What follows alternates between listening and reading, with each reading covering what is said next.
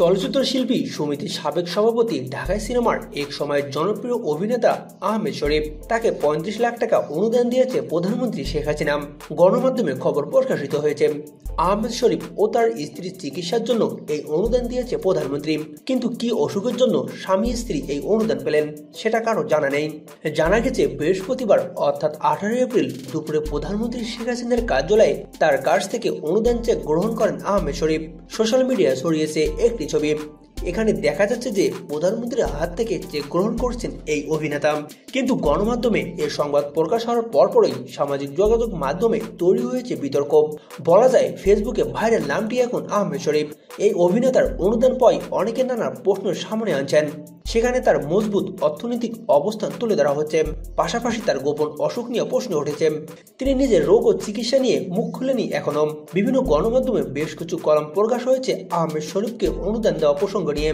সেই সব লেখায় একদিকে যেমন আহমেদ শরীফের অর্থনৈতিক সমৃদ্ধির কথা ফুটে উঠেছে, তেমনি জাতির জনক বঙ্গবন্ধুর প্রতি তার নেতিবাচক ধারণার কথাও ফুটে উঠেছে। জানা গেছে আহমেদ শরীফের বড় ভাই বিজিএম এর সাবেক সভাপতি সিদ্দিকুর রহমান, ডেনিম গ্রুপের এক্সিকিউটিভ ডিরেক্টর আহমেদ শরীফ, উত্তরে তার হাউজিং ব্যবসাও আছে। এমন একজন প্রতিষ্ঠিত মানুষের কেন প্রধানমন্ত্রীর অনুদান দরকার পড়ল? তবে বিতর্কিত বড় কারণটা বঙ্গবন্ধু বিষয়ক। বঙ্গবন্ধু বিদ্বেষ হিসেবে পরিচিত আহমেদ শরীফ বিভিন্ন সময় তিনি জাতির পিতাকে কটাক্ষ করে বক্তব্য দিয়েছেন। পাশাপাশি অভিনেতা আহমেদ শরীফের অসুখ নিয়েও প্রশ্ন তুলেছেন অনেকে। জানতে চেয়েছেন কি অসুখে তিনি তার স্ত্রী ভুগছেন, চিকিৎসার জন্য যা ৩৫ লাখ টাকা অনুদান নিতে হলো। জানা গেছে অনুদান গ্রহণের দিনই তিনি একজন প্রযোজক পরিচালকের মেয়ের বিয়েতে হাজির হন সস্ত্রী। তেমন গুরুতর অসুস্থ হলে জমকালো আয়োজন করে বিয়ে খাওয়ার সুযোগ তিনি কি করে পান, সেই প্রশ্ন ভাইরাল হয়েছে ফেসবুকে। সালটা ২০০৩। ওই সময় খুলনা সরকারি মহিলা কলেজ ছাত্রী সংসদ নির্বাচনে বিনা প্রতিদ্বন্দ্বিতায় ক্ষমতা চায় ছাত্রদল অভিষেক অনুষ্ঠানে তৎকালীন সেলিব্রিটি চলচ্চিত্র খল অভিনেতা আহমেদ শরীফকে অতিথি হিসেবে নিয়ে আসা হয়।